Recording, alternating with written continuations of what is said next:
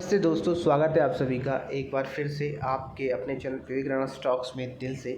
अगर आप चैनल नए हैं तो चैनल को सब्सक्राइब कीजिए, साथ में ऑल नोटिफिकेशन बेल को क्लिक करना ना भूलना ताकि कोई अपडेट आपसे मिस ना हो सके। साथ में आप हमें टेलीग्राम ट्विटर इंस्टा फॉलो कर सकते हो, सभी लिंक्स आपको नीचे मिल जाएंगे।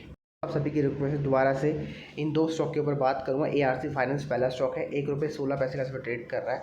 चार्ट पर हमें क्या कहता है वो देख लेते हैं, साथ में इसके फाइनेंस चेकआउट करेंगे और किस स्ट्रैटेजी को आपको अप्लाई करना है। सिंपल स्ट्रैटेजी अप्लाई करनी जो मैंने आपको लास्ट वीडियो में बताई थी वही आपको अप्लाई करनी। नहीं समझ आया वीडियो को अंत तक देखना, आपको क्वेश्चन का आंसर मिल जाएगा।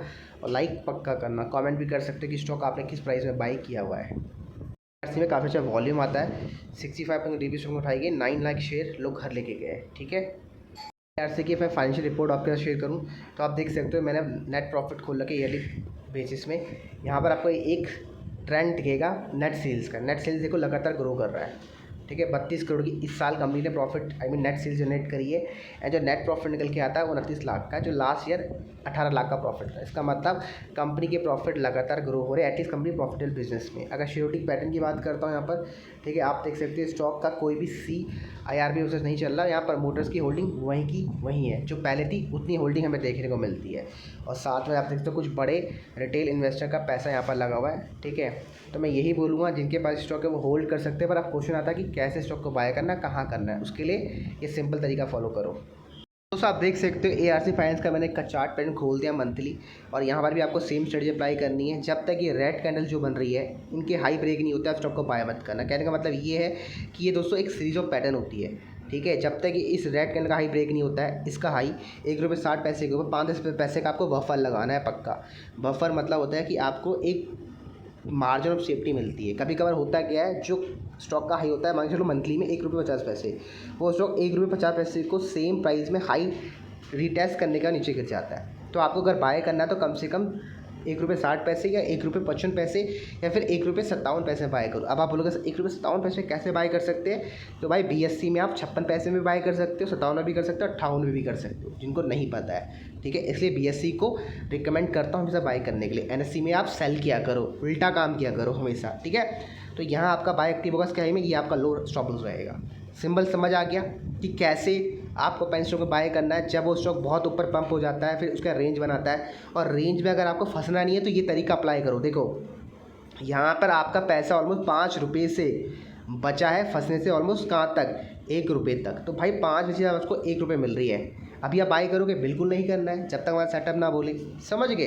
तो यही तो है real thinking, smart play in stock market, और पेशेंस के साथ इंतज़ार करना अपने रियल प्राइस या रियल अपॉर्चुनिटी का। जिसको समझ आती है बातें वो लाइक करे, जिनको नहीं समझ आती वो लॉस करने के बाद लाइक कर देना। हिस्से का एक दूसरा पार्ट है वो है ऊर्जस एनर्जी। मैंने भी स्टॉक बोला था आपको अच्छा लगता है, मुझे अच्छा लगता है, मैंने ये बात बोली थी, अब अभी भी एग्री कर रहा हूँ। लेकिन ध्यान रखना मैंने ये भी इंक्लूड किया है कि स्टॉक का CIRP प्रोसेस चल रहा है, इसमें कंपनी सस्पेंड भी हो जाती है। मैं आपको बहुत बार बोल चुका हूँ, तो ध्यान रखो। जिन लोगों ने बाय किया है, आंखें बंद करके बाय किया है, तो भाई प्रॉफिट बुक कर लो। और जिन्होंने सोच समझ के एक ₹500 ₹1000 इन्वेस्ट किए कि भैया मैं रेडी हूँ इतना रुपये खोने के लिए, तो भाई आप स्टॉक को होल्ड करो। मैंने क्या बोला, जिन्होंने 500 से ₹1000 के बीच में इन्वेस्ट किया है तो वो होल्ड करे। अब 500 ₹1000 आपकी मंथली इनकम का हिस्सा है। जिनकी सैलरी 50,000 उसका 2% निकालो तो ₹1000 बैठता है। समझ गए? अगर ज़्यादा बैठता तो आप देख लेना। तो ये लॉजिक है कुछ।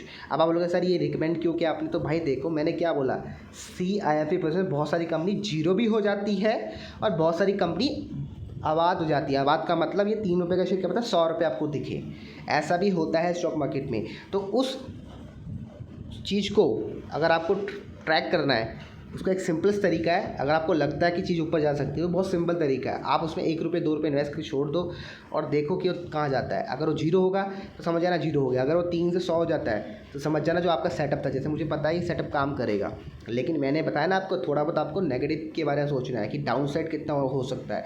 अगर इसमें मैं ₹1 लाख डाल देता हूँ तो भाई मुझे पता है जीरो भी हो सकता है, रात को मुझे नींद भी नहीं आएगी। तो मैं क्या करूँगा, मैं 1 लाख का मात्र 2% हिस्सा इन्वेस्ट करूँगा। अब 1 लाख का 2% कितना होता है, ₹2000 से लेके ₹1000 के बीच में। समझ गए? उससे मुझे नींद भी आएगी। अगर मेरा पैसा जीरो होता है तो मुझे दर्द नहीं होने वाला, और अगर मल्टीप्लाई होगा तो ये ₹1000 आपका 1 लाख भी बन सकता है। क्योंकि CIRP प्रोसेस में बहुत सारी कंपनीज ऐसा करके दिखाती है। इसमें सिर्फ पैटर्न की वजह से मैंने बोला, बाकी देखो शेड्यूलिंग पैटर्न स्टॉक पे कुछ नहीं है, ठीक है। अगर आपको अभी भी डर लग रहा है यू कैन एग्जिट। मेरे पास कुछ स्टॉक नहीं है, मैं पहले बोल दूँ, देखो 60, 61 और 001, ठीक है। तो मेरे पास कुछ स्टॉक नहीं है, मैंने बाय नहीं किया, क्योंकि मैंने क्या बोला, मेरे पास बहुत सारे स्टॉक है जो मैं इसके अलावा बाय कर सकता हूँ। मैं आपके साथ बहुत सारे स्टॉक लिस्ट शेयर करता हूँ, तो उनमें से मैं भी चूज़ करता हूँ भाई। मैं थोड़ा ना कि सब स्टॉक में अपना पैसा डाल देता हूँ, नहीं। जो पैटर्न के साथ साथ मुझे भी अंदर से बोले कि हाँ ये अच्छा लग रहा है, ठीक है। पैटर्न तो मैटर करता है, लेकिन कुछ चीज़ें होती है ना भाई, ठीक है। गट वाली फीलिंग बोल लो, या फिर आपकी इन्फॉर्मेशन बोल लो, फिर आपका लॉजिक बोल लो, या फिर उस समय कि आपके पास पैसा है, ये भी देखना पड़ता है। अगर पैसा नहीं है तो इंतज़ार करो, पैसा है तो डाल दो।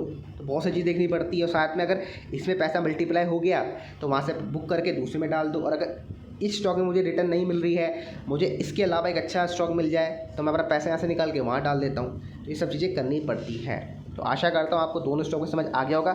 ARC फाइनेंस मुझे अच्छा लगता है, तरीका आपको मैंने बतला दिया है। ओजस एनर्जी मुझे अच्छा नहीं लगता है। हाँ, अगर आपको रिस्क लेना है तो 1500 रुपये डाल के छोड़ दो बस, क्योंकि इससे पैटर्न बन रहा है, और पैटर्न जो मैंने आपको बतलाया था वही बन रहा है जो लास्ट टाइम मैंने आपको अपडेट दिया था। बाकी शेयरिंग पैटर्न बेकार है।